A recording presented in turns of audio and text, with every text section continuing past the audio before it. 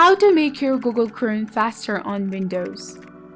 Hi everyone, welcome back to another tutorial. If your Google Chrome is acting sluggish or not responding on time, make sure you watch the video till the end to resolve your issue. Now let's jump right into the video. First of all, open Google Chrome. Click on three vertical dots on the top right corner and select Settings. Then click on System on the left-hand side and turn off the option Continue running background apps when Google Chrome is closed, and turn on the option Use hardware acceleration when available.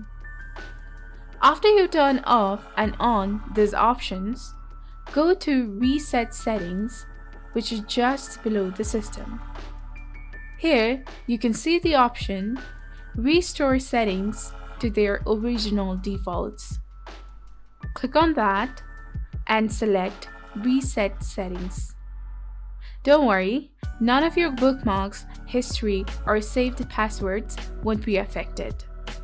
So just reset the settings quickly, and after that, go to the extensions just below the Reset Settings and try removing the unnecessary extensions in your browser. I've seen a lot of people keeping 50 and more extensions even if they are no longer in use.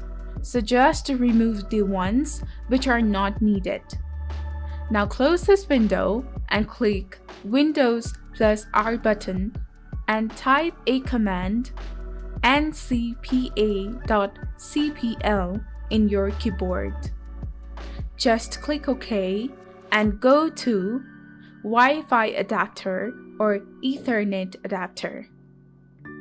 Click on its properties and select Internet Protocol version 6.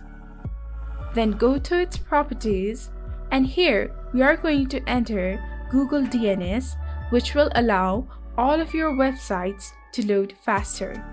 Type 4/8 in the preferred DNS server.